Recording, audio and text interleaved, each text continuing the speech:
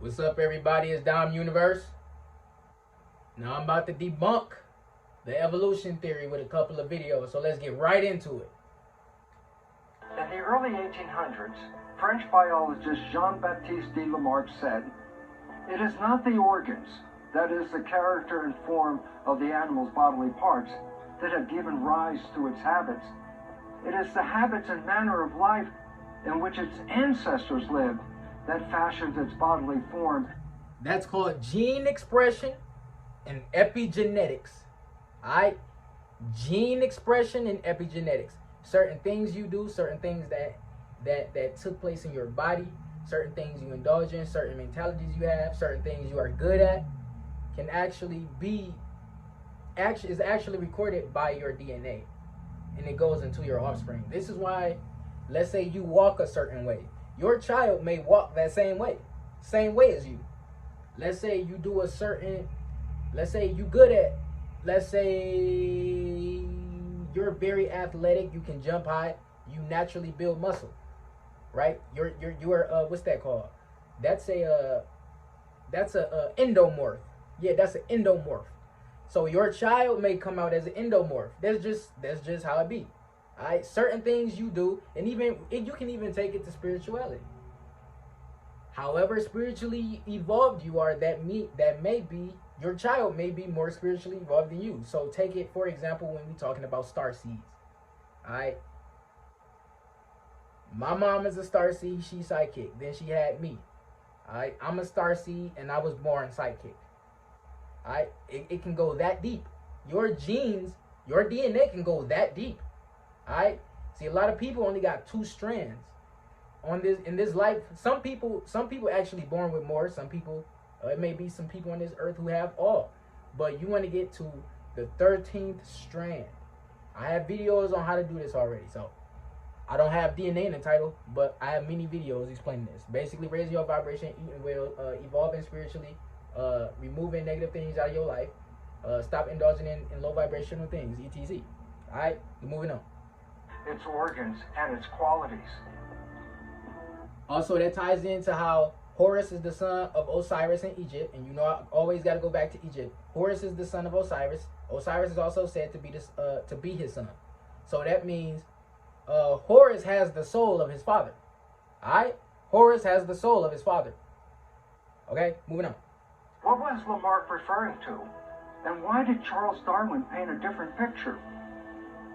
I am your host, Bruce Lipton, for the series on... And Charles Darwin is also part of the reason he's part of the reason the world is under an illusion. Okay? On inner evolution.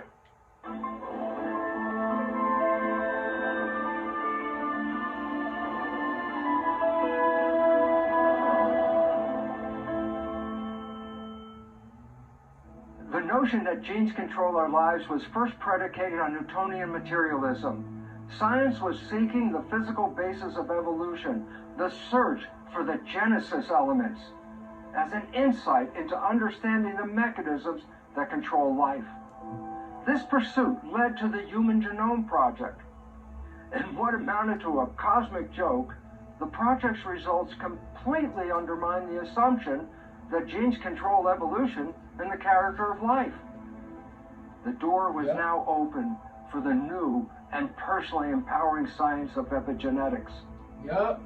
Let me show you how science has evolved and how this understanding may have affected your own thought patterning.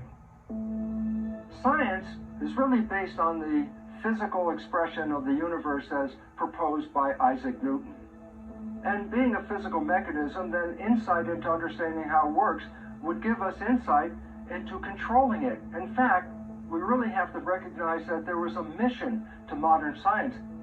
This mission was proposed by Francis Bacon in 1650 to obtain knowledge that can be used to dominate and control nature. This has been the mission of science. This is where we are always in an effort to try to show nature what we want rather than understanding what nature is offering us in the first place. Now, to understand evolution, we must first go back to 1809. That was the printing of the first scientific paper on evolution by Jean-Baptiste de Lamarck. Lamarck's theory of evolution, in today's light of science, is probably the most accurate one. Lamarck recognized a very simple fact, that animals and environments were in a perfect lockstep orientation. Polar bears... Didn't I say humans used to be more spiritually connected to animals than they are now? I said that. So, for example, the animals you're scared of, those animals weren't dangerous back then in ancient times. They had fucking alligators as pets. They had dinosaurs as pets. Dinosaurs, there are still some dinosaurs that still exist, and I want y'all to know that. Alright, we're gonna get into more videos on Agartha. Alright, but moving on here. Are not in South America, and orchids are not in Antarctica. Was that chance or accident? Not according to Lamarck. Lamarck actually came up with the idea that there was a lockstep interaction between... There was a pole shift. Alright, there was a pole shift. There are pole shifts that happen on the Earth. Alright? Between the environment and the evolution of the organisms. Well, this theory got lost for a very important reason, and that is because Lamarck was only able to offer this new science in the French Revolution. Not saying that nature can't evolve, but that is because of a pole shift. But when Napoleon lost and the aristocrats and the church came back into power, they eliminated Lamarck immediately as a heretic, and that was the end. However, in 1859, a theory of evolution by Charles Darwin was published on the origin of species by natural selection. I want to make a very important correction at this moment for this fact, because we give credit to Darwin for the theory. The truth is, it was Alfred Russel Wallace, a commoner working in the Malay archipelago, that actually wrote the theory of evolution and sent it to Charles Darwin. Darwin was taken back by the fact that someone had already written this theory and he didn't finish his effort of writing his theory. Well, Charles Lyell, head of the Royal Society, and Darwin got together, and under what they referred to as the delicate arrangement, they put Darwin's name in front of Alfred Russel Wallace's name when presenting the theories at the Linnean Society meeting back in 1858. The significance is profound, because priority is always given to the first author. Darwin took the work, and within the year came out with his book on the origin of species. And Wallace lost in history. Now, the significance of Darwin writing the theory is quite different than understanding Alfred Russel Wallace's perception. So it sounded to me like Darwin had got information from somebody else and put his information with it. Alright? That's what it sounds like. Wallace, a commoner, when he saw the understanding of how animals in the world work together and compete with each other, actually came to the conclusion that evolution was based on the elimination of the weakest organisms in the community. Darwin, an upper-class person, and in supporting the upper-class philosophy, changed that around and said that evolution is actually driven by the survival of the fittest in a competition. So Wallace said it was elimination of the weakest. Darwin said it was the preservation of the strongest. They both have the same conclusion. The glass is half empty or the glass is half full, but they have profoundly different meanings. Because if I give you a chance to live in either of two worlds, an Alfred Russel Wallace world where only the weakest get eliminated, or a Darwinian world where only the strongest survive, which one would you pick? Think about it. Darwin don't The answer is simple. That's not even a question. It's easiest to be an Alfred Russel Wallace because it's easiest not to be the weakest. It's much harder to be the strongest, as in a Darwin world. But Darwin was the first one to write his book on the origin of species. And since then, the world has been taken by the understanding that it is a competition for survival on this planet. And therefore, in trying to understand the nature of evolution, we must first go back to Isaac Newton. And the significance is this. In Isaac Newton's universe, the physical material realm can only be affected by other forms of matter. Right. And therefore, in trying to understand how a human body works, and human body being a physical machine, it was understood that somewhere in that body there were physical elements that controlled the character of that machine. And when Darwin came up with this idea, there was no insight or understanding of the nature of genes. It was a philosophy that there were some kinds of structures like paint droplets scattered through the body, and that these droplets were called gemmules. And these gemmules carried the nature or character of the part of the body where they were located. So there would be a gemmule in your shoulder that would accommodate the shoulder, a gemmule in your neck that would program and develop the neck. So gemmules were scattered all over the body. When two people mated, the gemmules of the mother and the gemmules of the father would come and blend together to create the characteristic of their offspring. In searching for those physical elements, the gemmules, we were looking for the Genesis elements. And Genesis elements...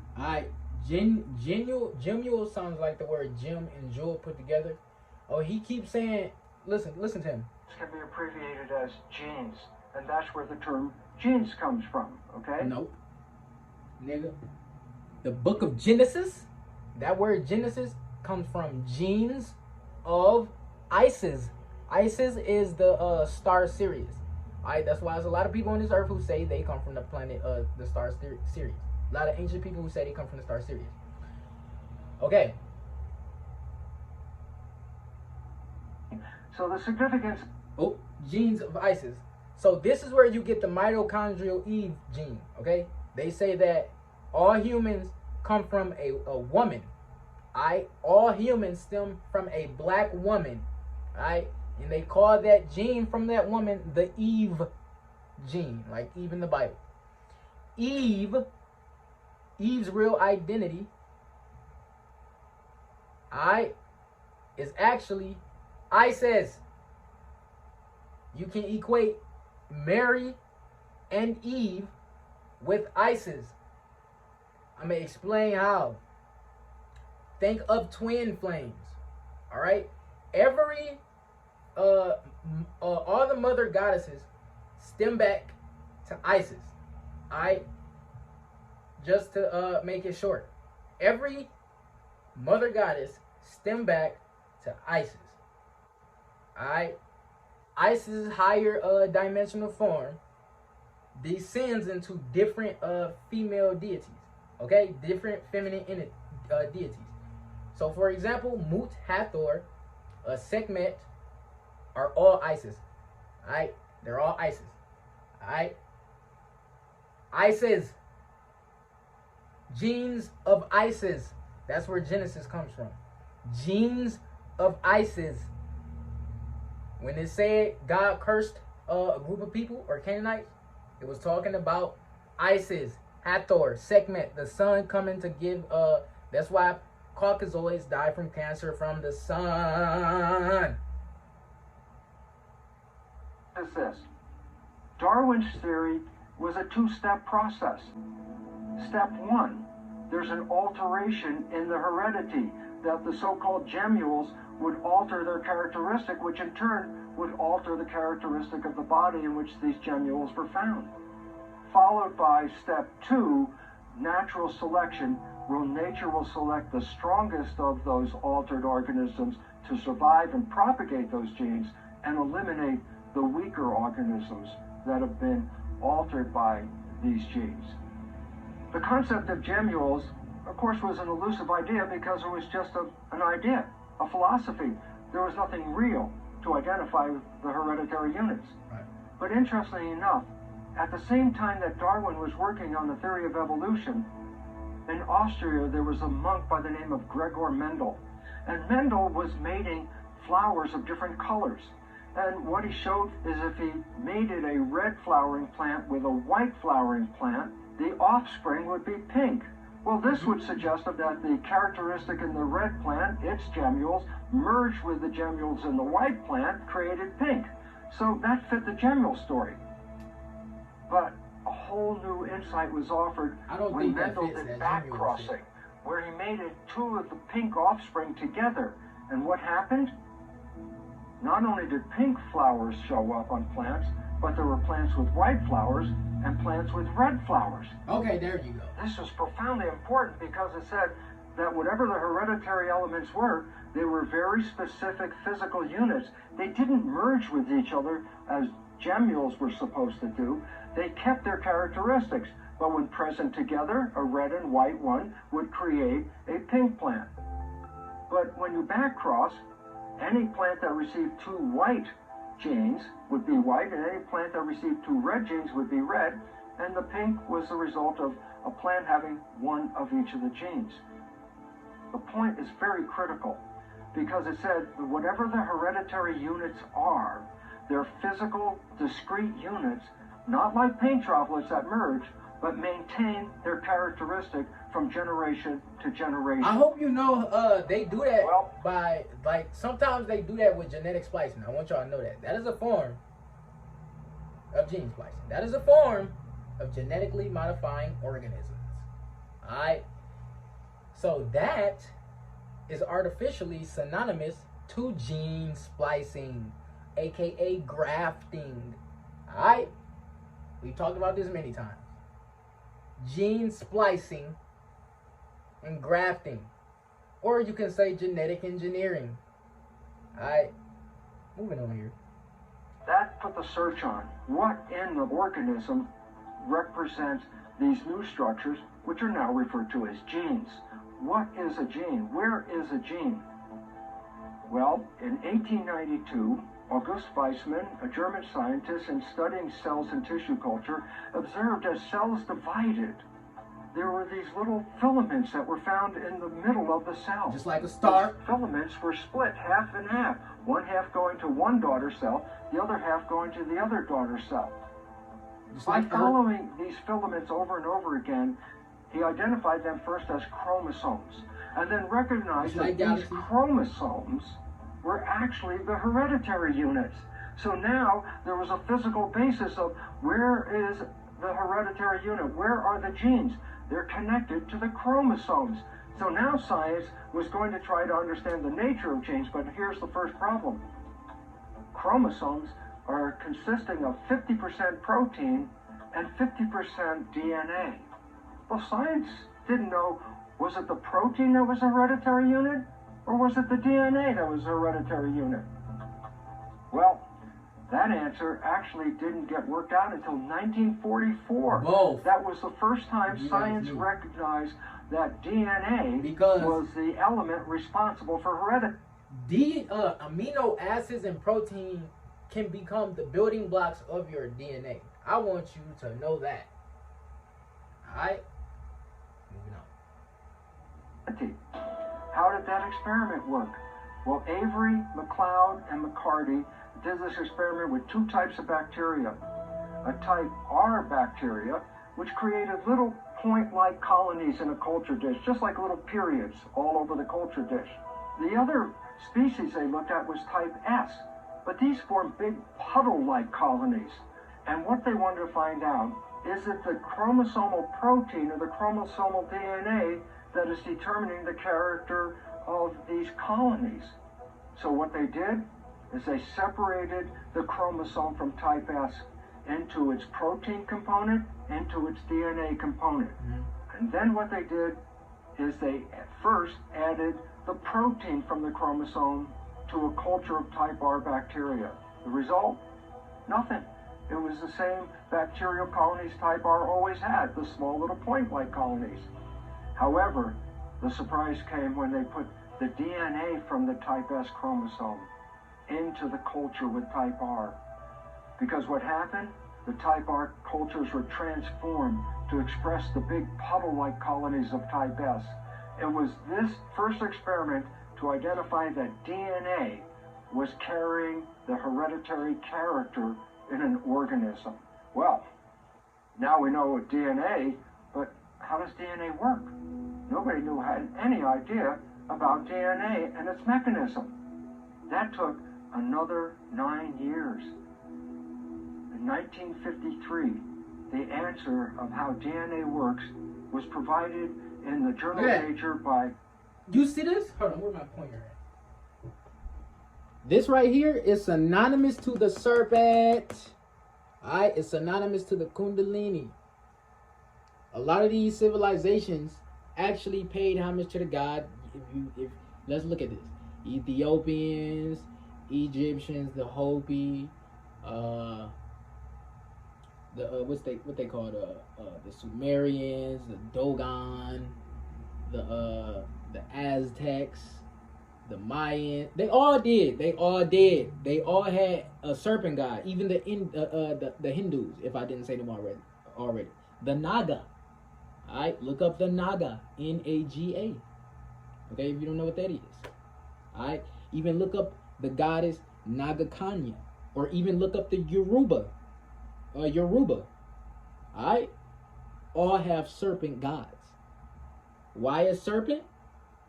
Because if you look at the universe, if you know anything, I ain't gonna get too deep into history, but if you look at the universe, it's very synonymous to reptilians. All right, whether it be a frog, whether it be a crocodile, whether it be a serpent, it's all synonymous to a crocodile. I explain this many ways. How, like the universe, the cosmic egg, etc. Okay, it's just like tadpoles. It's just like serpents. I explained this already. The galaxies, if you look into Dogon theology, the galaxies swim around this. You can say, since we in the third dimension, what we perceive is going to be three-dimensional. This is why planets, we perceive them as spheres.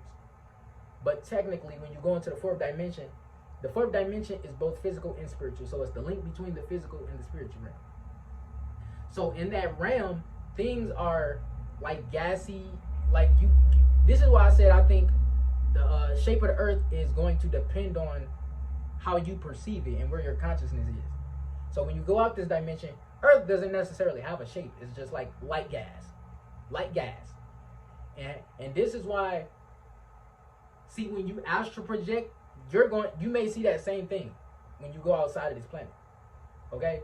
So it's not necessarily going to have a third dimensional shape. You got to remember, in this dimension, we're able to see and perceive the fourth dimension, but only through astral projection. You can, looking at shapes is a different way, but that's not necessarily the same. Going to sleep, lucid dreaming, or psychedelics. These are the main ways you can perceive the fourth dimension. Okay? Unless you're clairvoyant and you can see spirits. Alright?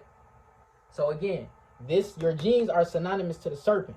The gods, the Elohim who actually came down and created human avatars were actually serpent gods. We moving on here. Look into the Elohim, look into the Anunnaki, look into the Dogon creation story. Alright? Watson and Crick. And Watson and Crick have been given all the credit for understanding that DNA is a double helix and encodes a gene program to provide for the characteristics of an organism. Right, and look at this. I just want to make DNA is a double helix and encodes a gene program to provide for the characteristics. When God said He made, I think He said He made Eve, or whoever said they made somebody out of their ribs. This is where they got it from. This would be synonymous to the ribs. That basically God was saying He created whoever He created out of His DNA. All right. Of an organism. I just want to make a point right here. It's very important that Watson and Crick were actually not the real founders of the DNA double helix.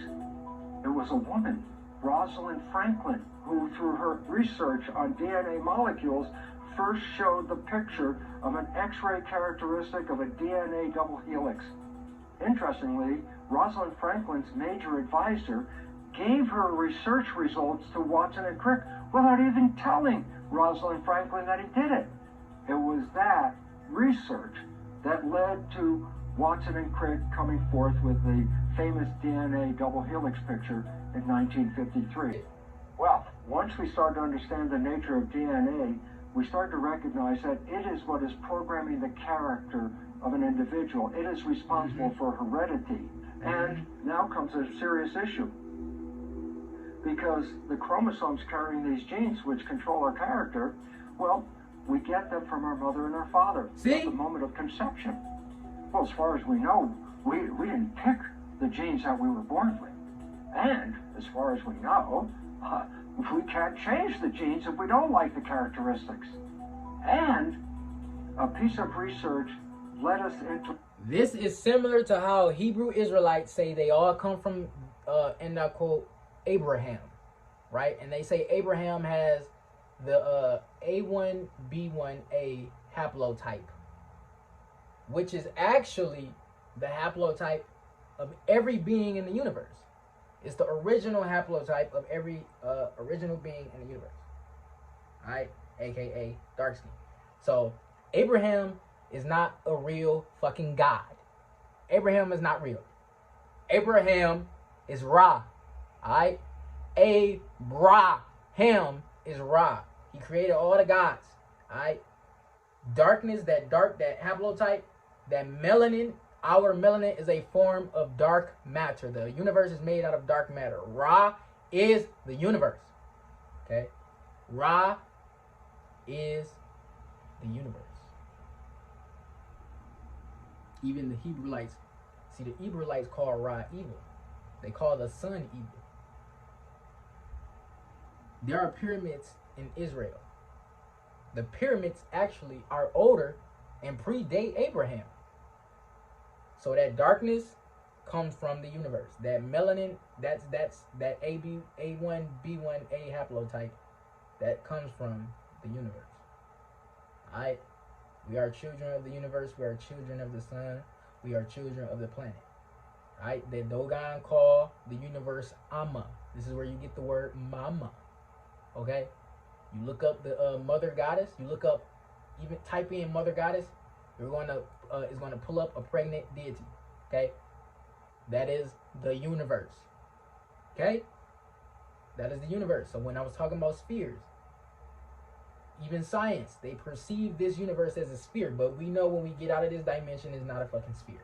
Okay, it's not a sphere. That's a 3D shape. You don't see 3D shapes when you go into the fourth dimension. Things are less dense. Okay.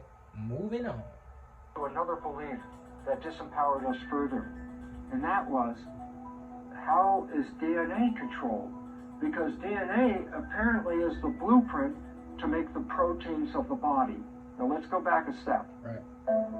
Physical anatomy of any organism or any cell is based on the proteins. The proteins are the building blocks that provide the structure and characteristics. I said that, didn't I? This is my first time seeing this video. This is a reliable video. I mean, this is a reliable channel. You can go check this channel out if you want to. Universe Inside You. Alright? Universe Inside You. They do their research. Through the work of Watson and Crick, now we understand that DNA codes for the structure of those proteins. So DNA is the carrying elements of heredity. Now the issue was, what controls the DNA? Well, this is where it all went wrong, for this simple reason. DNA is a double helix molecule. In an early experiment, scientists split the double helix into single helices. And what they did is incubate it with the building blocks of DNA. And when they pulled out the single strand, no longer was it a single strand. You see that? Now it was double-stranded DNA. Oh my God, they said. Personally, the DNA is actually like hologramic. Well, that's not personally, that's actually facts. Your DNA is holographic. Your DNA is holographic. Okay? Physical manifestation of an intangible signal as well. It has been shown that our emotions have a vibratory frequency to them. Furthermore, there are only two emotions that humankind experiences: fear and love. All other emotions branch either directly or indirectly from these two emotions. Fear has a long and slow frequency vibration to it, while love has a very rapid and high frequency. To show that vibration is the very foundation of existence, Hans Jenne developed what is known as cymatics in the 1940s to show that when vibrations of sound are passed through a form of media, there is a set pattern that will follow. When the frequency increases, the media develops into a more complex pattern.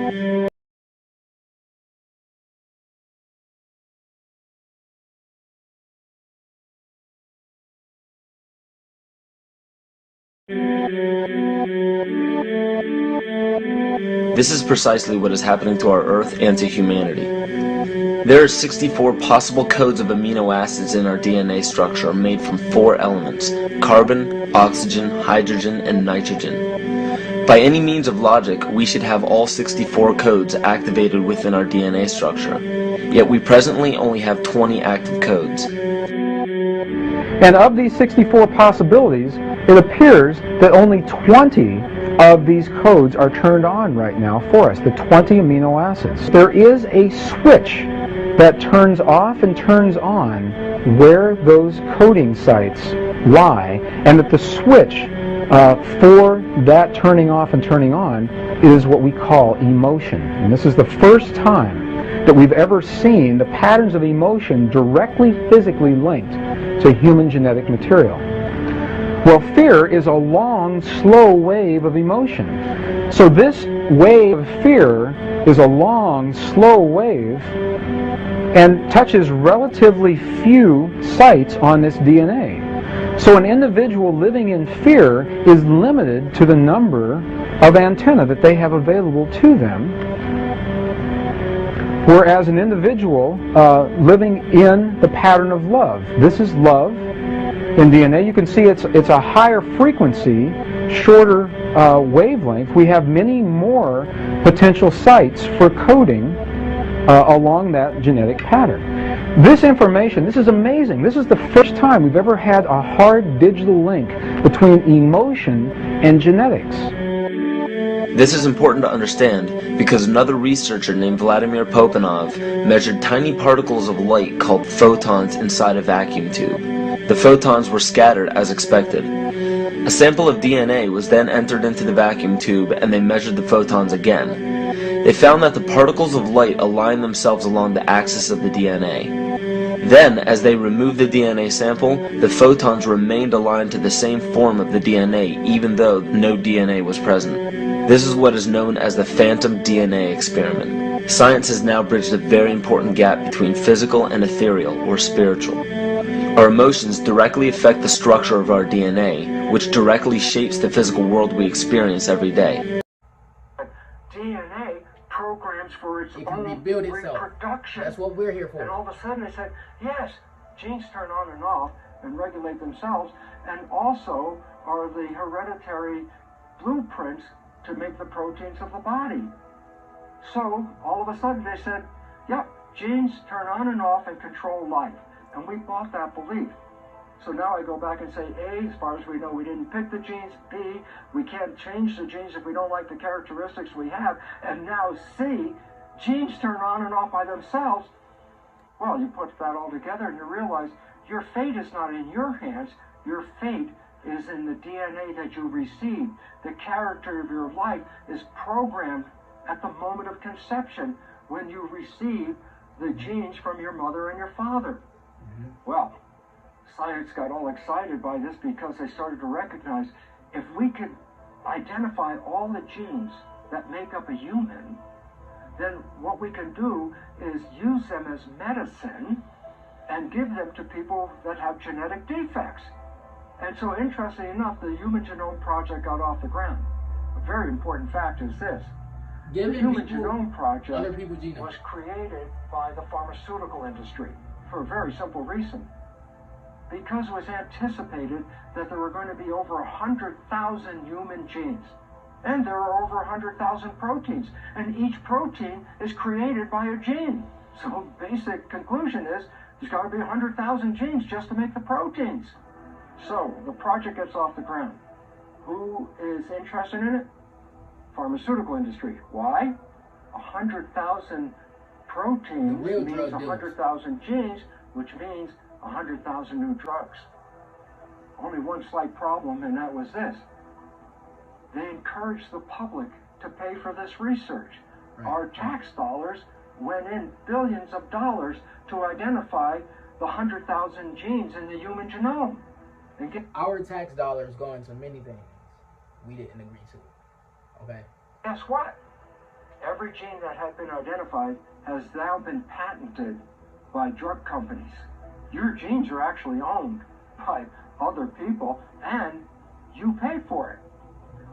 But I love it because nature didn't really like that idea of the Human Genome Project and all of a sudden us being controlled by these genes. While the Genome Project was getting off the ground, they anticipated, again, over 100,000 human genes. But guess what? As they started to do the genome of organisms, they recognized one important fact. In evolution, there's an ancient picture of what's called the tree of evolution, the tree of life. And on that tree is the organisms on this planet displayed in a hierarchy of more advanced and more advanced organisms.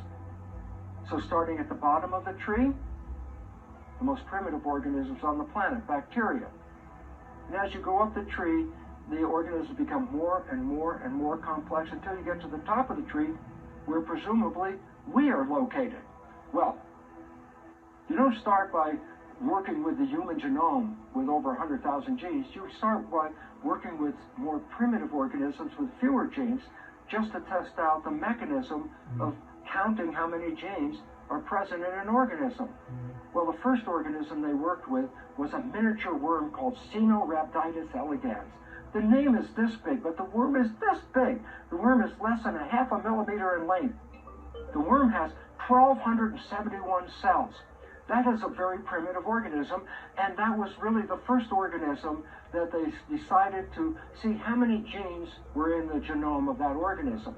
It turns out about 20,000 genes. Well, hey, that fits science's vision. Small, primitive organism, fewer number of genes, but as we go up the tree, as more complexity is encountered, greater number of genes. The next organism they checked the genome on was the fruit fly. You're all aware of that. That's a fly that geneticists have been using for 100 years to study the role of breeding and genetics in controlling the character of an organism. Well, the fruit fly is profoundly more complex than Caenorhabditis elegans worm, and when they did the genome, they were in for a shock, because this very complex organism had apparently only 15,000 genes, 5,000 genes less than the primitive worm they studied first. That didn't cause them to stop. They were full speed ahead to do the Human Genome Project, and around 2001 the results come out.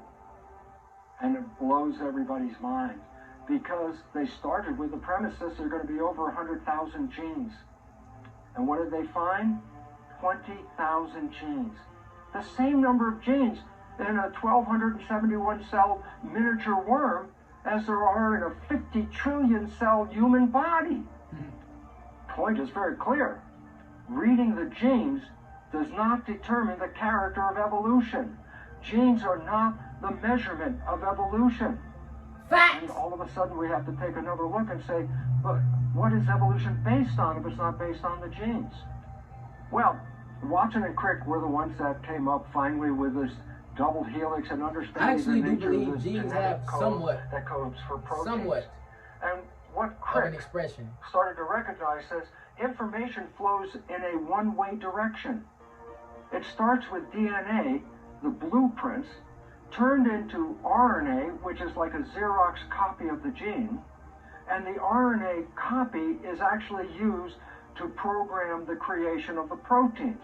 That information only flows in one direction, from DNA to RNA to protein. Now, there's a very important conclusion for this reason. I say, what does it mean?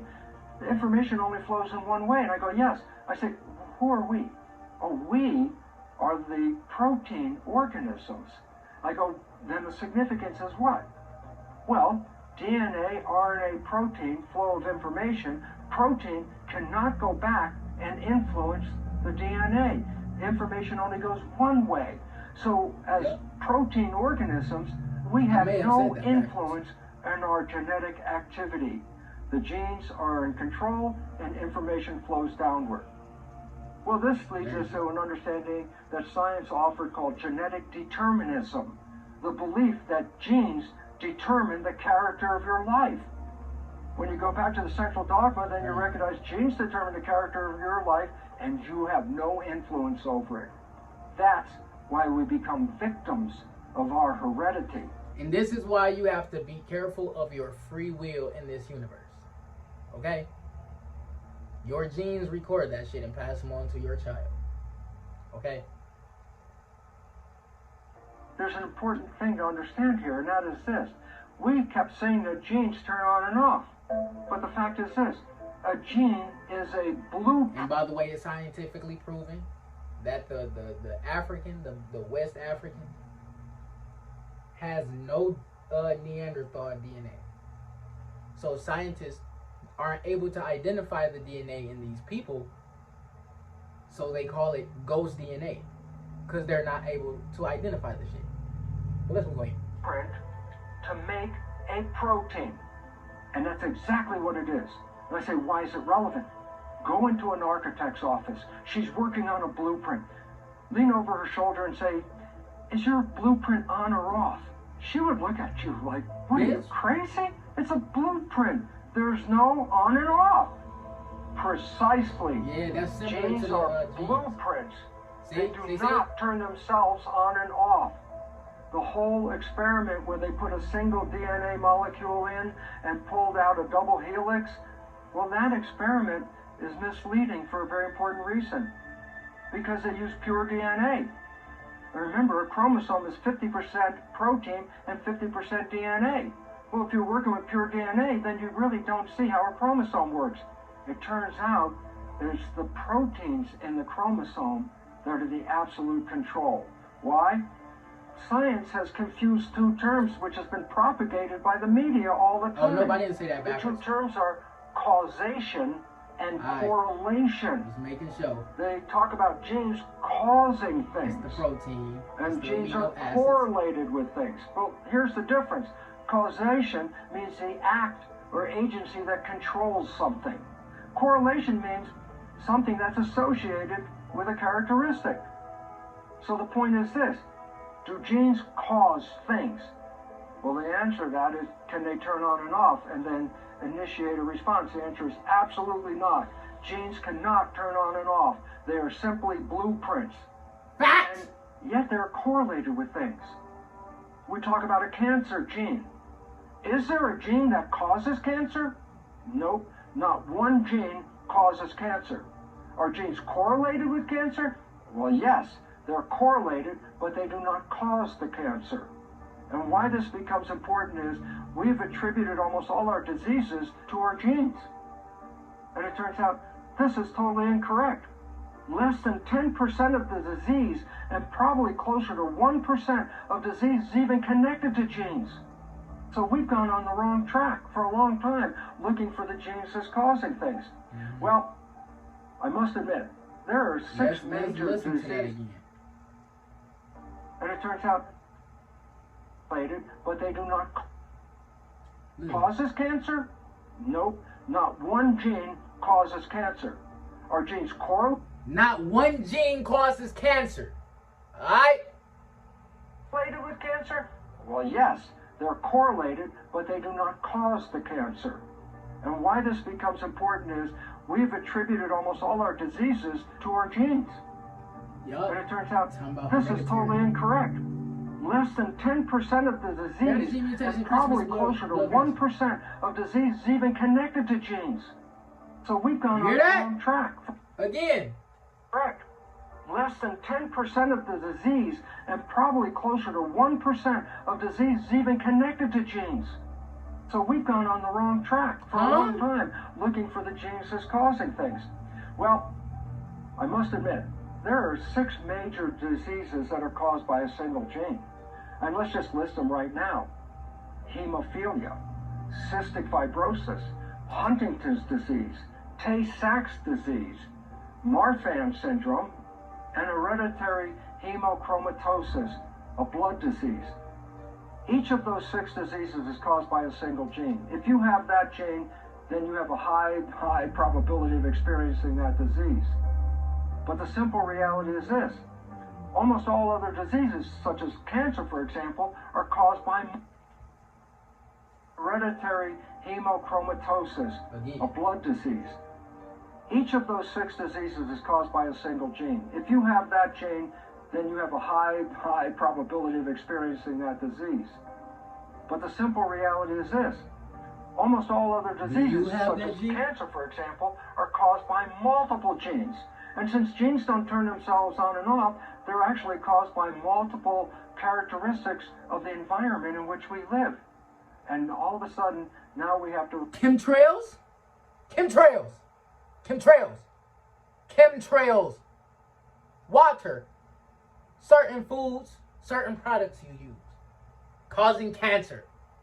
Certain foods, causing cancer. Alright? I made a video on this. Let's go. recognize 4 hours genes are not causing most of the diseases on this planet. In fact, less than 10%. And now the significance is this. The idea that DNA controls our life is incorrect. That DNA is actually manipulated by the chromosome's other component, the protein. And it's interesting because ever since Watson and Crick, 50 years of research, scientists isolate the chromosome, keep the DNA for the experiment, and have thrown away the protein. But now that we're understanding the nature of the protein, there is a new insight. And the insight is simply this. The flow of information is not, as it says in the central dogma, one way, DNA, RNA, protein. We now know that the flow goes in both directions. Protein can influence RNA, and RNA can go back and change DNA. Just like a logos. That means our life characteristics as protein bodies, we can use our life and go back and change the genes that we came with. And all of a sudden then, we're not the readout of our genes because we can change our genes. Every gene blueprint can give rise to over 3,000 different versions of proteins from the very same gene blueprint because of epigenetics. Our next episode reveals that we're not victims, but we are masters in controlling our gene characteristics. Exactly. Thank you for joining me. I'm your host, Bruce Lipton, for this series on inner evolution through biological change. Alright, here we go right here. Same YouTube channel. If you want to rouse passionate opinions, just discuss the video name origin right here. of the human race.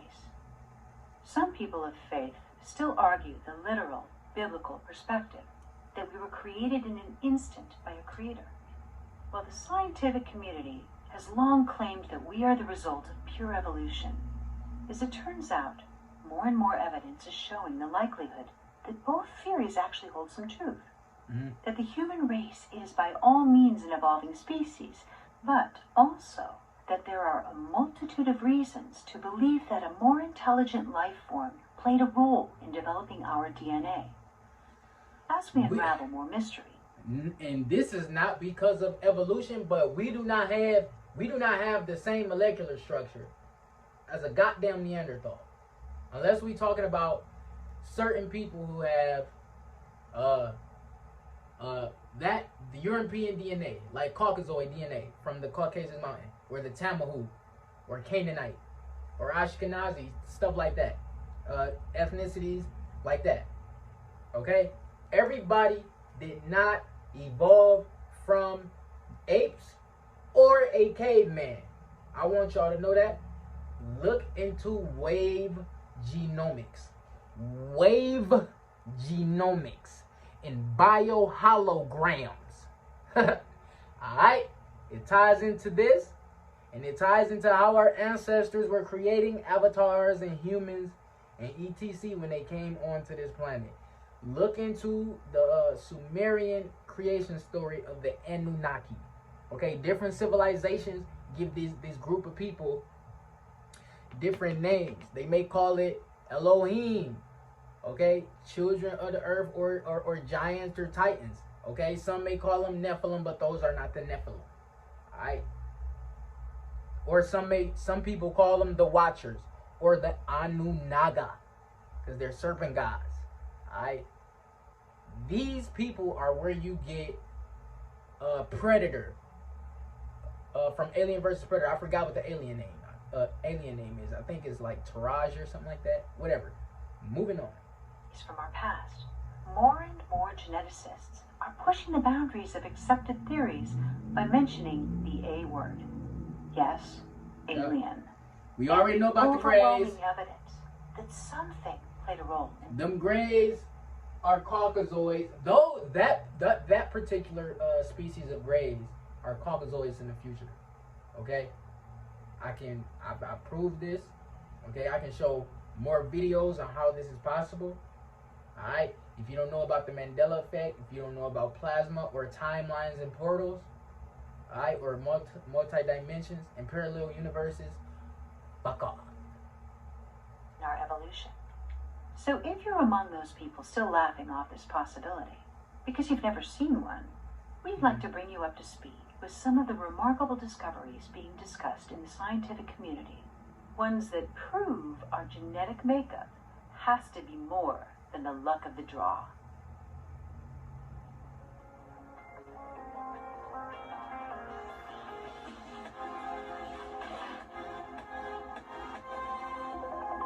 Biological SETI. Some things are so exquisitely created, there had to be an artist involved. This appears to be the story of our DNA. In 2013, physicists at the National University of Kazakhstan claimed that in human DNA, there's a mathematical code so sophisticated it simply cannot be explained by evolution, and that it actually makes more sense if it were designed by another intelligent life form. Which is why some scientists say the genes are extraterrestrial. They call those genes extraterrestrial.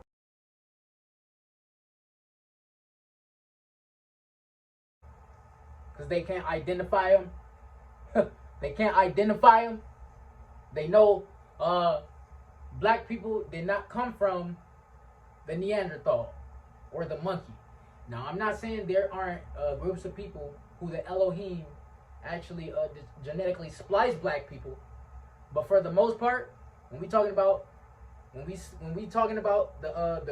what's it called, the who all the melanated people on this planet come from.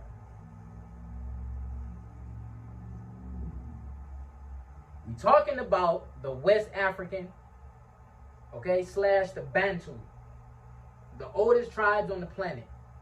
West African, Bantu, and Khoisan. Alright? If you look at these phenotypes, even the Khoisan is where you get a lot of these Asiatic features. Alright? These are melanated Asiatic Africans. Okay? Moving on. The research, published in the science journal Icarus, pointed out that human DNA is ordered. And again, by the way, just because all humans technically come from the African, which has the A1B1A haplotype, forgot what I was gonna say. It'll come back to me. Precision, and it has perfectly ordered patterns of ideographs, which means our DNA uses symbols to express physical concepts similar to how we use them to convey language. Right. And language is a human construct. It would be similar to finding one of the beautiful multicolored mandalas that are made of sand. And assuming... Oh, what I was going to say is just because we have origins to Africa, that doesn't mean you, like for example, the Native American black people did not come from Africa. That does not mean they came from Africa, but they do have African origins, meaning genetically. Not geographically, but genetically. Okay? Moving on. That it was somehow created randomly by nature. The Kazakhstan physicists also suggested something very radical. Our DNA coding has remained relatively unchanged since our creation, so it functions like a file cabinet to preserve the human design.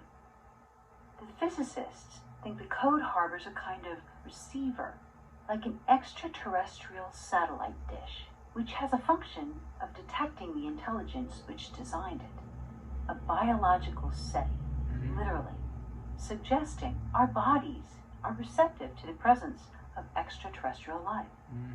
Like So I if told it were y'all, true, if you're a person who has ever been in contact with an extraterrestrial, whether it have been in physical form or whether it was a light being or whatever, you get around an extraterrestrial. The extraterrestrial's vibration is so high. If you have a low vibration and you got around that extraterrestrial, it may make you feel feared. Alright? A lot of these extraterrestrials don't want to do shit but help you. They observe, they judge, they record, they help people spiritually evolve, they help people evolve in whatever situation it is. Some extraterrestrials are actually spirit guides. But niggas don't want to talk about that though. Moving on. Similar to when SETI in 1977 received an unknown radio signal from space, the mysterious WOW signal. This radical theory suggests our bodies are waiting for a signal from those creators, and that when we get it, our biology will Some know. of us are already Perhaps it getting makes it. sense then for SETI to expand their scope. Because when I be saying humans are actually the real technology, we are literally able to turn ourselves into a beacon of light or energy, like a cell phone. You know how we are able to communicate telepathically? That's how you communicate with higher dimensional beings. Alright? So you send a signal, and you to whatever energy signature of whatever planet, star, solar system, quasar or galaxy or extraterrestrial, whatever the energy signature is, or you send out a certain energy, right? And the extraterrestrial or a higher dimensional being will respond to it back. But if you at a low vibration or you don't have the awareness, you may not be able to perceive signs. All right. Because, for example, if you don't have the awareness, you may get a sign instantly. It may have been a feeling or a thought, and you didn't notice it because you think that just because it was a thought, you don't think, just because it was a quick or instant thought and it went away quick, you don't think that was a sign. You think it was just a thought. You gotta pay attention. These signs may come instantly. Just like when you see angel numbers. You can't just ask people what these mean because they all mean something different. Some of these come from your spirit guides. Right? So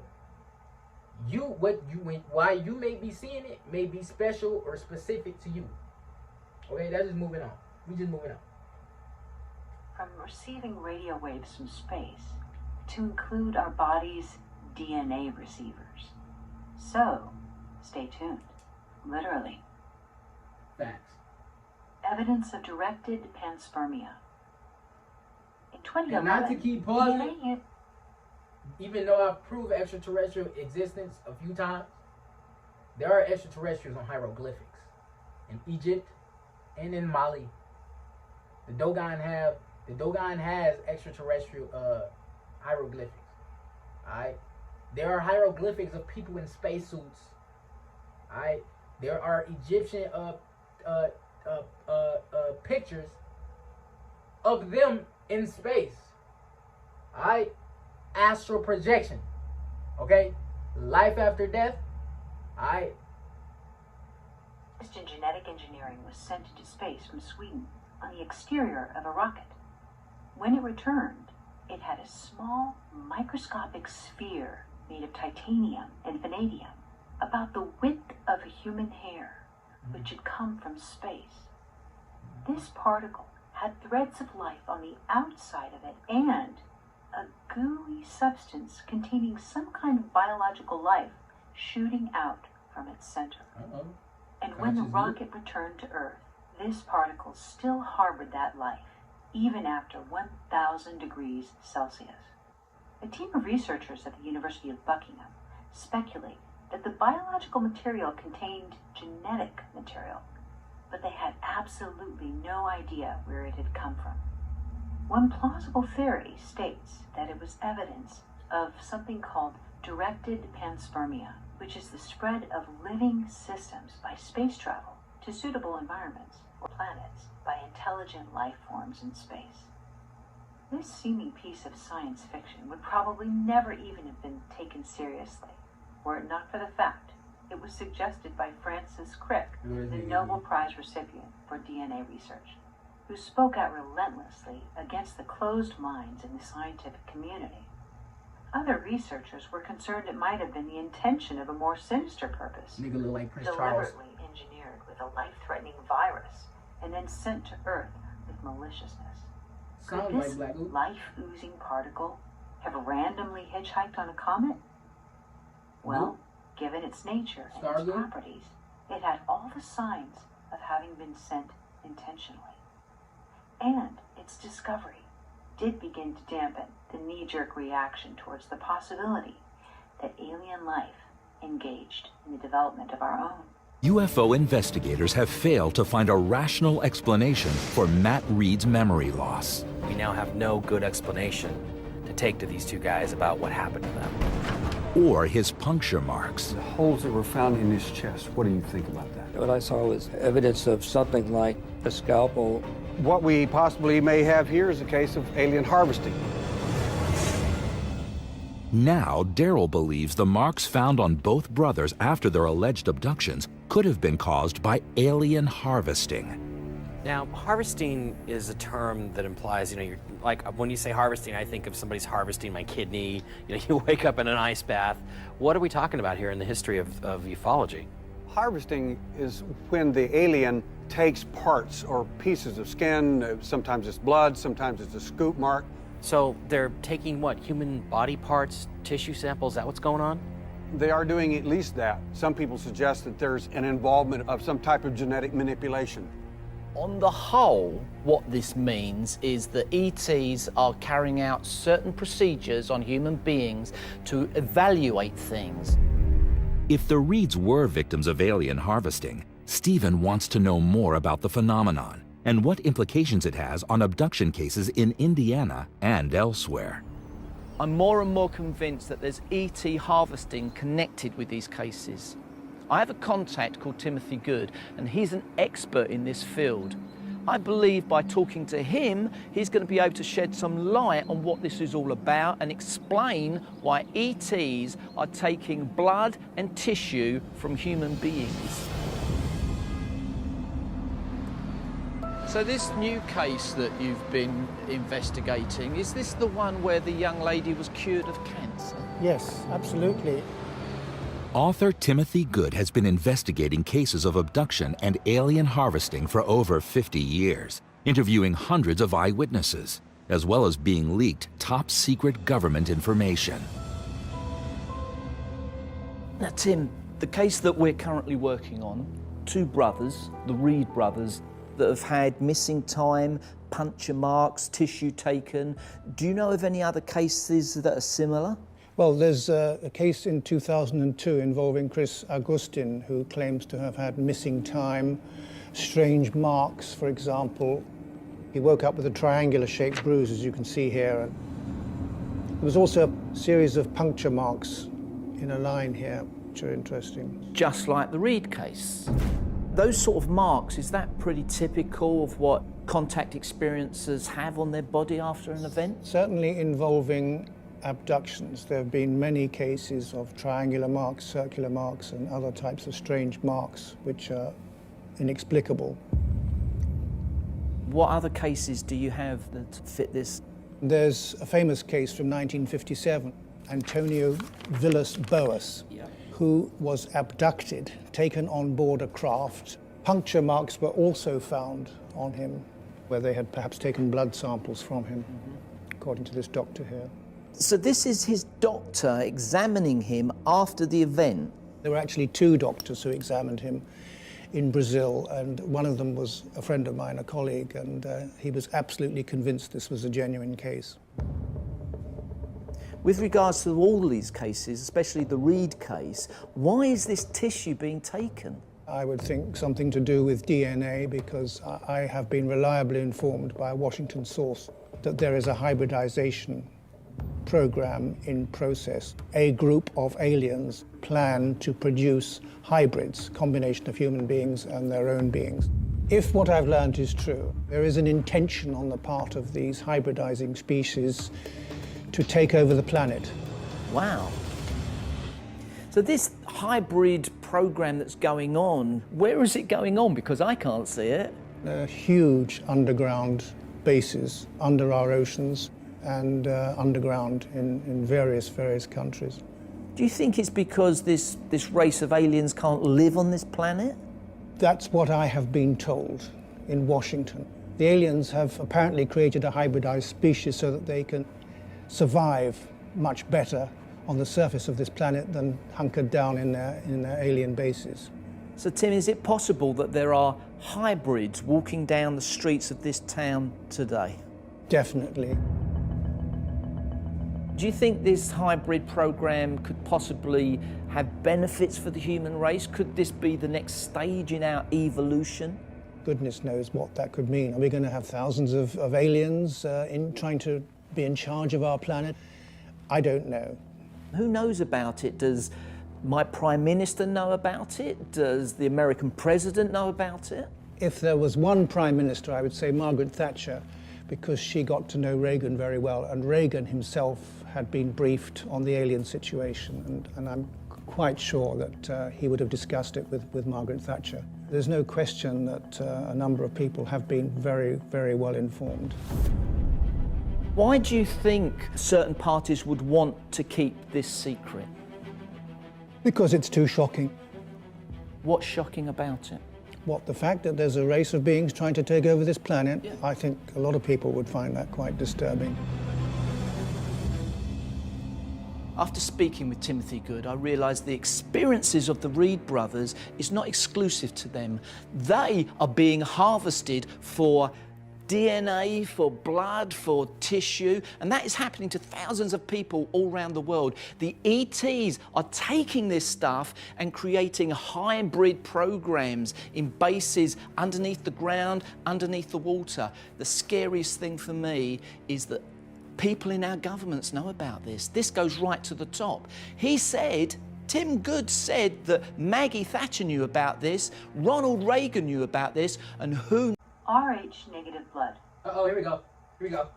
We learn about blood type in high school. So early on we consider its concepts a normal fact of life. Yet if a woman with Rh negative blood becomes pregnant with an Rh positive baby, her body will produce antigens, signaling to her immune system that her fetus is essentially toxic. Oddly, the woman's body will kill its own child. Yep. So, what's normal about that? Look at nature, and there are no other instances of this kind of self-destruction biologically, though the natural result of many hybrid animals, like mules and ligers, is infertility.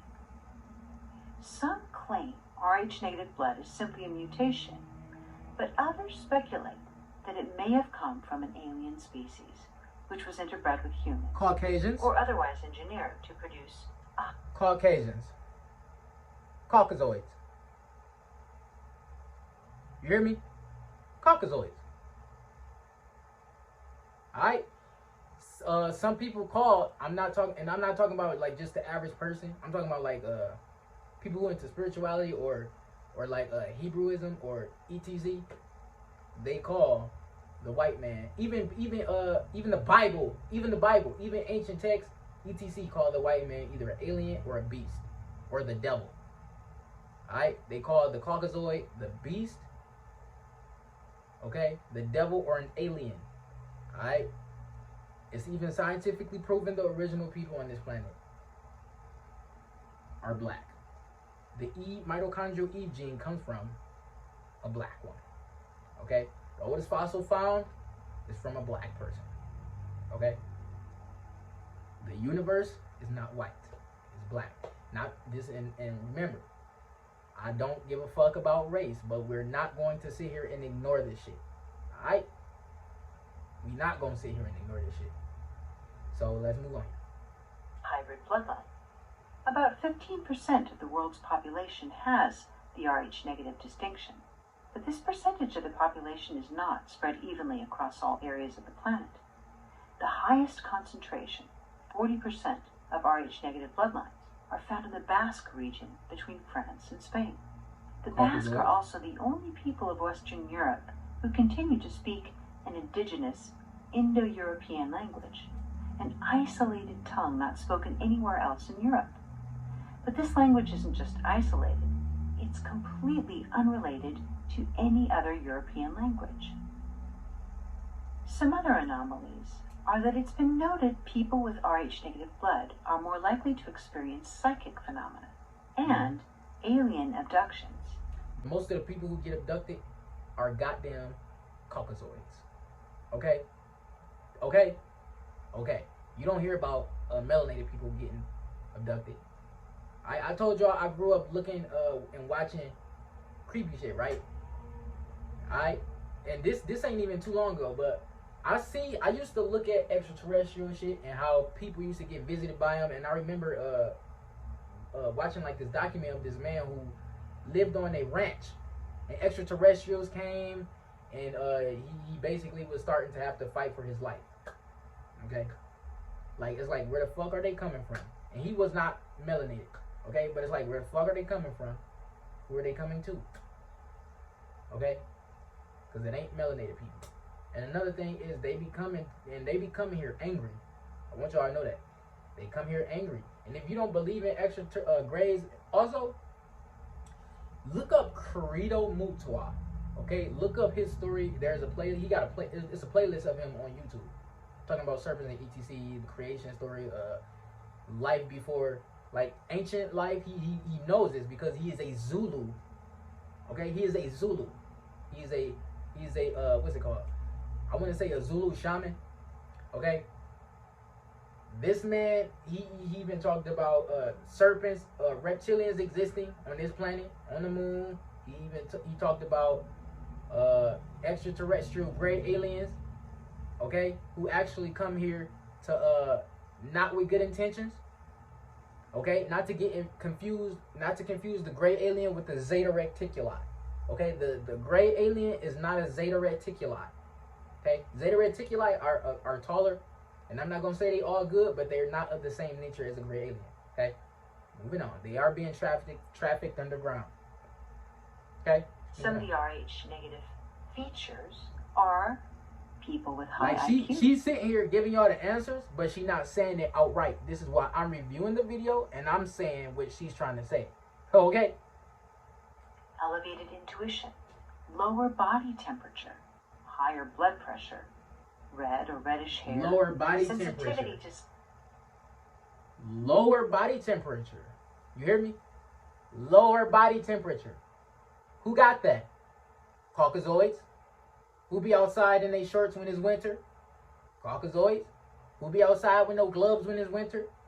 Caucasoids. What color reflect? And then white and black aren't even colors, but we gonna call them colors just for a second. What color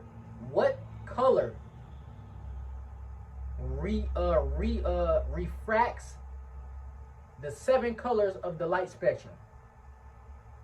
White, because it's devoid of color. White reflects the 7 colors of the electromagnetic field. Okay? And I want y'all to know also, when I talk about Caucasoids, I'm not talking about all of them. But there is a great big portion of them. Okay? There is a great big portion that I'm referring to. And it's the vast majority. Okay? Because if you look at ancient times, I may do a video on this soon. Or I may add it into a video. They actually had nuclear weapons and they were destroying Caucasoids. They were destroying Caucasoids with nuclear weapons in ancient times. Okay, they found green glass around the planet. Okay, they found green gas. I think it was in Egypt near the pyramids. Okay, which is where the Habiru and the Ptolemy came, and they started making Hyksos, which are people who are black and white, but Ptolemies and Hebrews are Caucasoids. Okay, you got Tamahus. These are the Tamahu. They are avatars who have no soul, who were genetically spliced for the sole purpose of inhabiting spirits. Okay? And we know that most Caucasoids don't operate past the 3rd level of the electromagnetic field. So they go from red, orange, and yellow. Remember, white reflects light. They have pheomelanin. You got to remember that. And then you have the quote, and y'all gonna be wondering what the fuck I'm talking about. Remember, some Caucasoids have dog DNA. Dogs have pheomelanin.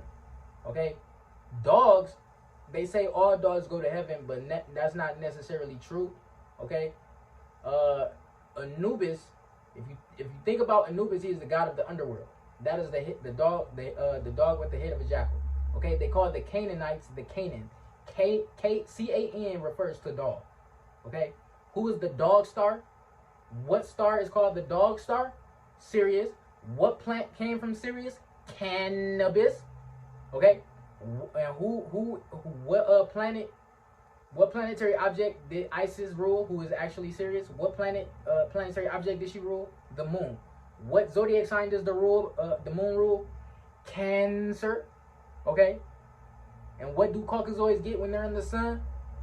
Cancer. Alright. Where do gray aliens live? In the dark. Okay. They have big ass black eyes, so they're sensitive to light. Alright. You seeing the correlation here? Moving on. Sunlight, and sometimes even an extra vertebrae in your spine. Given how little discussion there is about the strangeness of this blood type issue, the unusual nature of Rh negatives can be easily overlooked as irrelevant. Still, there's no rational explanation why, with our overpowering instinct to procreate, a pregnant woman's body would destroy its own creation, unless, perhaps, nature endured some tampering? Yep. The Big Bang of the brain. In 2004, researchers at Chicago University presented results of a long-term study that concluded the sophistication of the human brain could not have been a slow evolution. It had to be the result of a fast, dramatic change. They said that some kind of special event occurred around 50,000 years ago, and it explains how human culture went from primitive cave drawings to sophisticated civilizations. They call it the Big Bang of the brain. It's believed that at this time, the human brain was separated into two hemispheres. It's called the Elohim. Traveled to Earth. Alright. Genetically spliced extraterrestrial DNA with animal DNA. They may have genetically spliced some what they call it, Neanderthals, and may have genetically spliced some animals with human DNA, like the dog, for example. Alright, the dog, for example, actually does have human DNA. Okay, so this is all a product of genetic splicing, grafting, wave genomics, bioholograms. Okay, using alchemy to construct bacteria, the 5 elements of the universe, and putting them together to create a human body. Okay, but once again, if you want to know the whole science, I'm going to refer you to a channel called Brett Carr 2001, no spaces. That's BRETCARR 2001. Or you could go look at his other channel, Akara. That's AKAH space RA. Alright, moving on. And we acquired the ability to think abstractly. The changes in our cognitive and physical structure were so extensive and rapid, it's simply a tall stretch for a random mutation. One of the many elements that was changed was a unique gene called the FOX protein 2. It's responsible for language and our ability to speak. All animals have it, but it was changed to make humans able to communicate and think abstractly. Cut off your umbilical cord, Jacob's ladder. Remember that story? The Tower of Babel. Remember that story? We were not communicating with our voices. When we speak, when we use our voice, that's light coming out. Okay? That's magic. That's why everything we do is damn near magic. Alright? We speaking in a language that's bastardized. The whole English language is a curse. Remember that. Okay? So if we put this in perspective, this also right here. All animals have it, but it was changed to make humans able to communicate and think abstractly. So if we put this in perspective, we communicated telepathically. Again, I've mentioned this many times on my channel. 7% of communication is done with the mouth. It's done verbally. Only 7% is done verbally. The rest is determining body language, energy, emotion, facial expression. Okay? It's all things that, okay, you doing this on a a metaphysical level. You see, for example, like even when you texting, you know what a person is trying to say by the tone of their voice or their vibration or their energy. Alright, this is why people nowadays say the word vibe. I don't like this person's vibe. Alright, they're saying vibration. Okay. Now is a lot of people using the word manifestation. But we got to move on. Let's get it.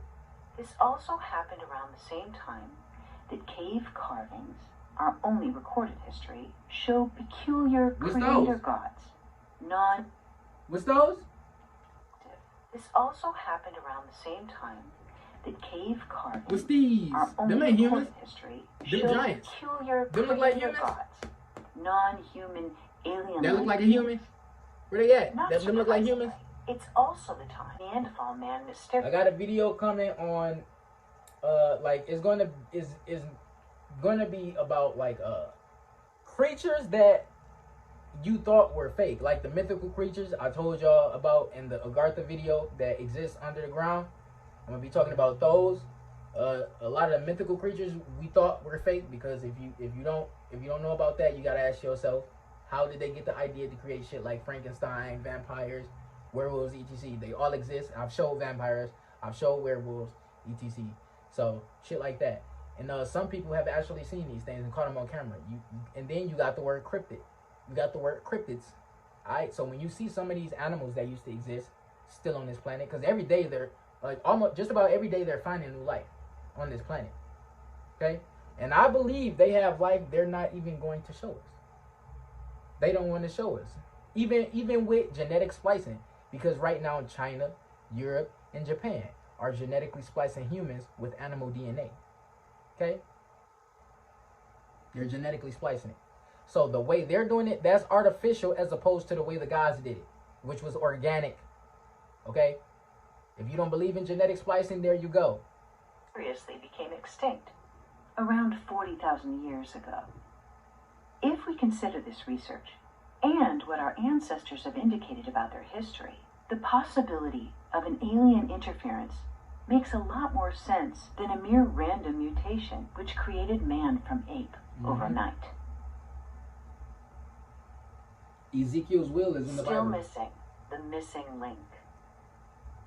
The most accepted theory on the evolution of man, created by Darwin, states that we evolved from apes over millions of years and that our intellectual abilities were driven into existence by natural selection. He believed that when our ancestors began to walk on 2 feet, they started using their hands to... Black people taught the Tamahu how to walk on their feet. They taught the Tamahu how to speak. They taught the Tamahu science. They taught them astrology. Alright? Tamahu equals European. I showed y'all that Tamahu equals European already. Alright? I showed y'all European saying the shit. Okay? Make tools. But if evolution happens slowly over a long period of time, there should be slight changes in our ancestors. The evidence, however, is to the contrary. Roughly 6 million years ago, one of many different ape-like species stood upright and began to walk on 2 feet. Then, no change for 4 million years, until, according to fossil records, the species began to make stone tools. Then once again, no advances for almost 2 million years, until only a short time I want y'all to know, these type of cavemen that you always seeing, these are not the only kind of people that existed. Alright? These are not the only kind of people that existed. I want y'all to know that there's such thing. There's other types of and I quote, Neanderthals or older type people or cavemen, whatever you want to go. Everybody wasn't a caveman. Alright? There's even such thing as something called Denisovan. Some people say they still exist. But when you look at the Aboriginals in Australia, these people are actually mixed with Neanderthal DNA. And you can see it in them. You can see it in them. These people still have Neanderthal DNA, and they're dark skinned. They are mixed with Neanderthal DNA. I don't remember the exact Neanderthal, but they are mixed with Neanderthal DNA. Okay, some of them actually look like Fred Flintstone. It's weird. It's weird. It's funny and weird, but not in a bad way. But you know what I'm saying. Moving on. About 200,000 years ago, Homo sapiens, better known as us, appeared. No small change. A biggie. If you look at evolutionary charts, they're misleading. They show the evolution of man. Right, where the conehead people? Where the conehead people? Did y'all forget about the conehead hominids? What about them people with the cone heads? What about where they come from? Who they evolved from? Where they come from? Who they evolved from? Why do the Dogon and the Mayans think they came from space? Why they think they came from the stars?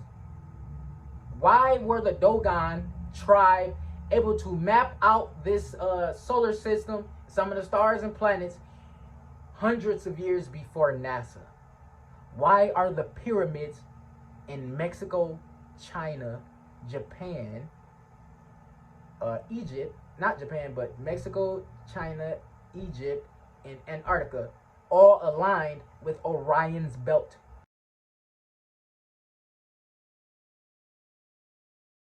I was in a debate with a clown on Twitter a couple weeks ago, however long this was. Nigga sent me a video of a nigga talking about we came from monkeys. I had to flush his ass badly with a plunger. I had to flush that nigga with a plunger. Moving on. Actually been discovered. If you look at the actual fossils compared, there's no transition species from ape-like showing what has actually been discovered. If you look at the actual fossils compared, you see this right here? You see this head? I have two little videos. I'm gonna just add them into the video and show y'all this because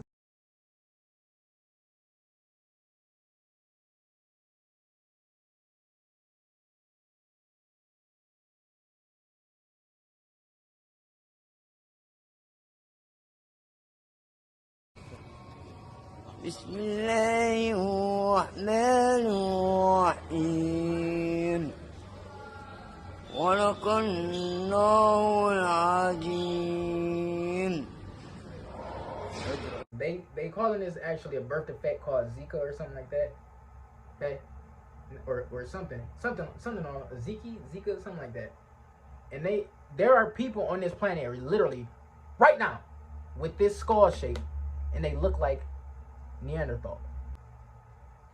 It's clear there's no transition species from ape-like creature, which existed for millions of years, to today's human.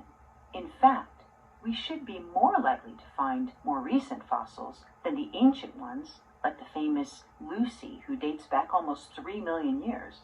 Where are the more recent transition beings? Where is the missing link? Considering alligators haven't changed at all in at least 65 million years, it's possible the missing link is missing because it doesn't exist. Well, when you hide information and you try to make your own philosophies, right? They're trying to say the land of Mu didn't exist, or Lemuria. Okay? It's proven. Alright? I will be talking about that in another video. Okay? That is the motherland of this planet, and it's sunken under the ground. People don't believe it exists. People don't believe there were more continents than it already is. People don't know shit about history before the slave trade theory. They don't know shit about that. They don't know anything about life before dinosaurs or extraterrestrials. They don't know shit. They don't know shit. They don't know shit. Alright? And so they add their own little theology, they fake ass science, and then they tell you, oh, everybody came from Neanderthals. No, nigga, you came from a Neanderthal. Don't include everybody in your shit. We don't got the same ancestors. We may share that same mitochondrial DNA, that E gene, that gene of Isis, that A1B1A haplotype. But my nigga, you scientists, like that nigga who just showed, who look similar to that nigga Prince Charles. You niggas have A1B1B, nigga. those niggas are not original to the planet, and this is why they dying from the sun. This is why their skin is turning red and why they melting. This is why they look like fucking gargoyles when they get old. Alright? Done by a more advanced life form was responsible for the leap in our intelligence. This theory could also explain why there are so many different races or versions. You see that? You see that? You see that? Now, the Eve gene, right? Let's talk about phenotypes. All of these, look at that. This comes from here, this comes from here, that comes from there. Alright? The melanated that A1B1 haplotype, A1B1A haplotype, the Eve gene, mitochondrial gene of Isis, whatever you want to call it, has almost every phenotype. Okay, has almost every phenotype. I'm gonna say it has all three of the phenotypes of all three of the main racial groups: Mongoloid, Negroid, and Caucasoid. Okay. Phenotype. This is a, see, if you look at not Asiatic, melanated MERS, or even the Khoisan, which actually predates the Asian, they have these slanted eyes, these chinky eyes. The original Indians were melanated and Ethiopian. Okay, look up the Indigo people. Then the Caucasoid, who actually is a genetically splicing of the melanated woman or man, whatever you want to say, the melanated human. And so this is why their hair does not spiral up in the golden ratio 1.618, okay, or you can call it the Fibonacci sequence or the golden ratio. It does not spiral up, it falls back down. Okay, it falls back down. This is why when you wet a dog's hair, it looks stringy. You wet some, I'm saying, you wet some Caucasoid's hair, it's going to look similar to a wet dog. That's just facts. Do not make me put a picture in the video. Alright? Moving on. All these phenotypes come from the melanated person. The melanated human. Alright? Our shared ancestor, Eve, and beyond. In the Hebrew Bible, the book of Genesis says Eve was created from Adam's rib bone and given the breath of life. From Atum's rib bone. With more accurate technologies to from Atum's rib bone. Alright? Measure our genes. Genetic studies have exploded. This has given us profound insight into our ancestry. There's evidence every human being alive today can trace our lineage back to a single common female ancestor of African origin who lived around 200,000 years ago. Because the studies measure variations of mitochondrial DNA against the average rate of mutation over time, this common female ancestor is called mitochondrial Eve. All of humanity has thus evolved from one of two branches that came from Eve. One branch is entirely African, and the other contains all other races with some African lineage. Though there are no physical remains of this Eve per se, her existence has been confirmed. At one time, a female harbored all current existing genes. Mitochondrial Eve wasn't the first or only woman on Earth when she lived. It's thought that a cataclysmic event occurred while she was alive, massively reducing the human population and creating a genetic bottleneck. But why humans evolved with two entirely different paths still remains unexplained. What also eludes us is how extraterrestrials are melanated, have that same mitochondrial so many DNA. races evolved within such a short period of time. Although new methods of determining genetics has answered many questions, these methods have also opened up Pandora's box. As one Harvard professor has pointed out, ancient DNA is expensive. Why? Because so little of ancient DNA is human. So what is it? I believe they have We know. Alien DNA or alien. We all know that they have that. They're testing on aliens. We know that. They're trafficking aliens. We know that. They get technology from aliens. We know that. They're reverse engineering flying saucers with ancient technology and 0-point energy. Facts! That on virtually every continent, wherever there are cryptic carvings, there are countless numbers of strange giant right there, Anunnaki. Anunnaki, I told y'all they were giant, right? They were giant. They created humans. Alright? They created humans. When they started having sex with the humans, they created Nephilim, which are giants that are smaller than this but bigger than you. Alright? They dwell in the fourth dimension, the universe, the abyss. Okay? Now, they dwell in the abyss of the universe. It ties into that black goo I was talking about. Okay? The black goo, they say the demon's gonna return, you know, the end times.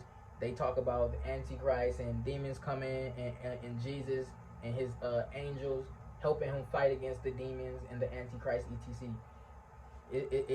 It's stemming from this, okay? It's stemming from this. Humans or other creatures portrayed as sky or inner earth see that? gods. You saw that? A lion-headed god. So even if these creator god images were simply folklore, and you can even look at Egypt. Some of these guys have double helix animal heads also in these ancient pictures and carvings. For example, one of the earliest pictures of a double helix was found carved on a large 6-foot round stone that dates back 7,000 years ago. It's in Egypt as well. If the image of the double helix was purely coincidental, isn't it made more so by the fact that the large 6-foot rock was shaped like an egg, Not a symbol of coincidence. fertility and reproduction? Yes, sir. Images of the double helix are also found in Sumerian pictographs from Serpents represent 4500 fertility. BC. Considering the fact that the double helix wasn't even discovered until the 1960s, And rebirth. it's clear that Because when you chop off certain parts of certain reptilians, they're able to grow it back. Reptilians lay eggs. The universe is synonymous to a reptilian. someone or something The 8 galaxies that the Dogon talk about that were birthed at the beginning of creation, those are synonymous to the 8 gods of the Ogdoad of Kemet, which were gods with snake heads and frog heads. Alright, moving on. precisely understood what its role was in our body. The double helix symbol, also called the caduceus, is 2 serpents intertwined in a perfect representation of the way our DNA coils together. But what do the wings represent? DNA doesn't fly. Is it coincidental that these wings also appear on the creator gods, which are depicted in ancient Sumerian and Egyptian art and writings? Could it be that the DNA symbol also depicts its source, those who descended from heaven to earth? In these images, those beings actually have wings. Just as a reminder, the caduceus is often incorrectly used as a symbol for medical practice, due to confusion with the traditional medical symbol, the rod of Asclepius, which has only one snake and is never depicted with wings. The wings represent heaven. Finally, there is one more dot to connect here. In ancient Greece, Love, bliss, the and caduceus enlightenment. represented Hermes, or later, Information. the same god by Light. the Roman name Mercury, and the undertakings associated with that god. Those responsibilities were alchemy, or the transformation of matter, commerce, Alchemy is thought. meeting business ends, and death.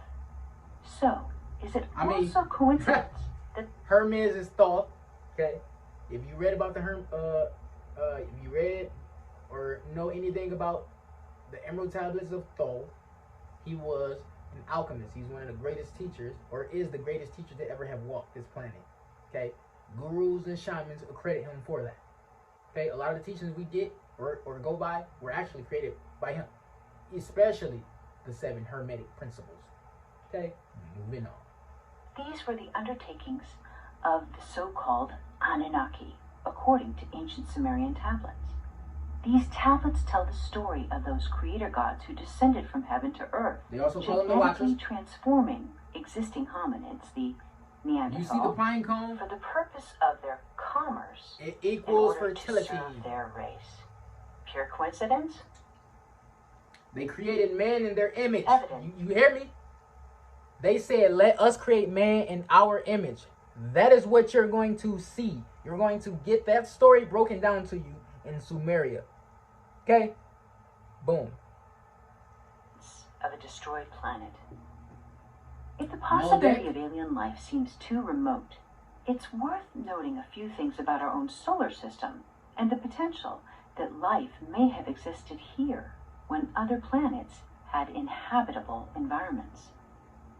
For example, in the 18th century, a German astronomer, Johann Tedius, noted a mathematical pattern in the layout of the planets, and he predicted the existence of another planet between Mars and Jupiter. Moldeck. Immediately, astronomers collectively sought to find it, but instead of a planet, they found what appeared only to be pieces of one. This area is known as our solar system's asteroid belt. This hypothetical planet was called Phaethon, after the offspring of the sun god Helios in Greek mythology. But other legends claim there was a planet called Maldek in our solar system, which was destroyed by its own violent inhabitants eons ago. They say our moon / Jupiter destroyed Maldek. Okay, moving on. The legend states that some of its inhabitants managed to escape and colonize Earth, and that roughly 3/4 of our population are these descendants. If you insist that evolution is linear, this legend is a stretch. However, it does leave one wondering why the otherwise perfectly mathematical pattern of our solar system has a vacancy. Evidence of nuclear destruction on Mars. If Maldek wasn't home to alien life, one other planet might have been. Recently published news shows that Mars had vegetation, and Mars has a very high concentration of the gas isotope xenon-129 in its atmosphere. Xenon-129 is radioactive. It also does not occur naturally. It's the result of a nuclear explosion. It was determined back in 1972 that a nuclear reaction had taken place on Mars approximately 1.7 billion.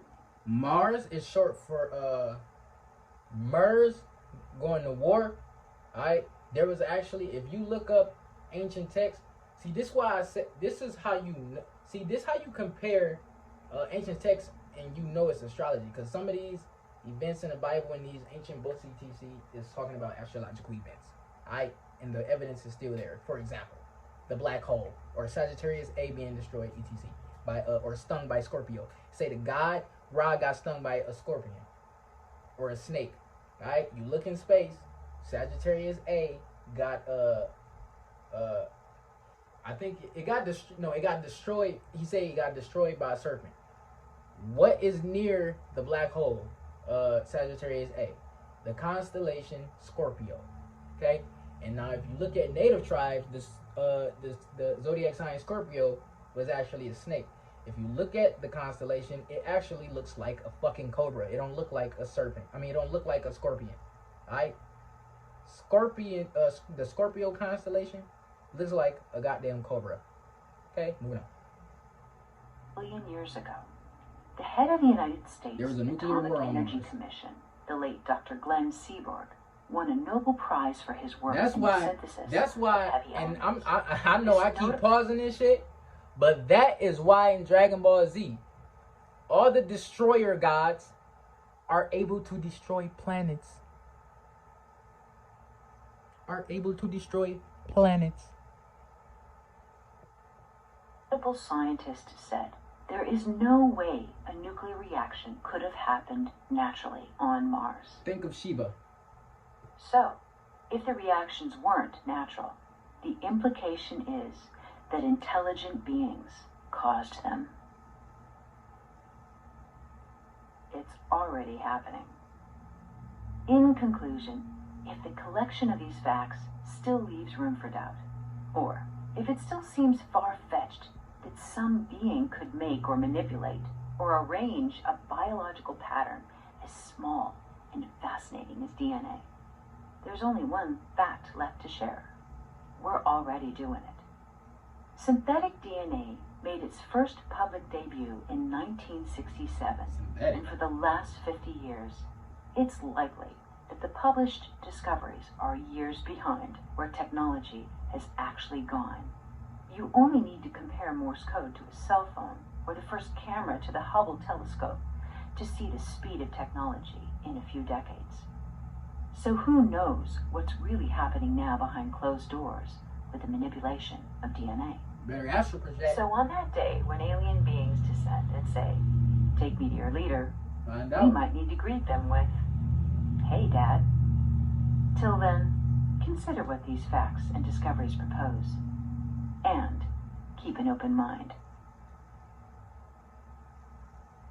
So, Thank you for watching, and hit the like. so that was it. Alright. I do have a video coming in the near future on genetics. I'm going to be showing genetics of humans, tribes, creatures, mythical creatures. It's gonna be talking about extraterrestrials and just stuff like that. I'm gonna be showing skulls and shit. I'm gonna be showing aliens. I'm gonna be showing fucking creatures and cryptids. Alright. Also got another video coming on black goo. I have to flush that shit. Listen. It may not seem like a big deal to some people, but black goo is one of the biggest threats on this planet. Black goo is one of the biggest threats on this planet. Listen, I'm gonna repeat myself one more time. Black goo is one of the most dangerous pieces of technology. It is one of the most dangerous things in this planet. Okay? Black goo. If you don't know anything about black goo, if you don't know anything about bacteria, cyanobacteria is inside some of these goos, right? Namely that star goo. And cyanobacteria can actually asexually reproduce. So the danger here with goo, like the black goo, is that it's going to be, it's actually nanotechnology, and it's able to replicate itself. So they able to create robots and technology with this shit. And so it's going to, forgot what the word is. But the definition of the word is basically describes technology replicating itself until everything is just it. Until everything is just, it's like the Midas touch. It wants to turn everything into technology, and it wants to be the only living thing here. That's why you get these scientists and these philosophers and these bum-ass, bitch-ass, fake-ass niggas like Bill Gates, Elon Musk, and Stephen Hawking saying, and not even just them, saying that artificial technology is one of the greatest threats to Earth. And it can take just one day for that goo to take over this whole planet. So I don't think people get how dangerous that black goo is. Some people never heard of that shit. You get me? Like it's making people sick. It's conscious. Alright? It's in ancient text. Alright? You can make shit with it. It's programmable. Alright? It can communicate with you. It's like my nigga.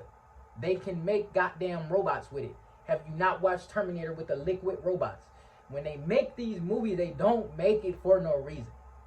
Alright? They don't just come up with these fucking ideas out of nowhere. These weird ass ideas. And y'all be eating this shit up. Niggas be eating this shit up. Thinking, oh yeah, that's dope. Oh wow. My nigga, they giving you the truth. But you know, they just gonna tell you, oh, it's just a movie. Don't believe it, it's just a movie. My nigga, they been throwing the truth in your face in movies, TV shows, and cartoons and everything. And I've been showing the shit up and down my channel. Alright? In all my presentations, I put a cartoon that's referring to something I'm talking about. Because the cartoons or the shows or the movies, they were talking about it. And you niggas didn't pay a fucking attention. But that's pretty much it.